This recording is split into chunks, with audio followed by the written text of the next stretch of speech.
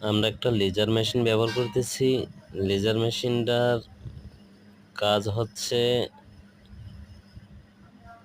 Line সোজা বানানো এবং মার্কিং করে কাজগুলো যাতে ব্যাঘাতাড়া না হয় সেই জন্য এটা ব্যবহার করা। তা খুবই ভালো মানের। এটা শুধু ইলেকট্রিক না, আরও কাজে ব্যবহৃত হয়। টাইল চালাদের কাজেও ব্যবহৃত হয়। আবার যারা থায়ের কাজ করে, ফোর সিলিং করে, তাদের জন্য প্রয়োজন হয়।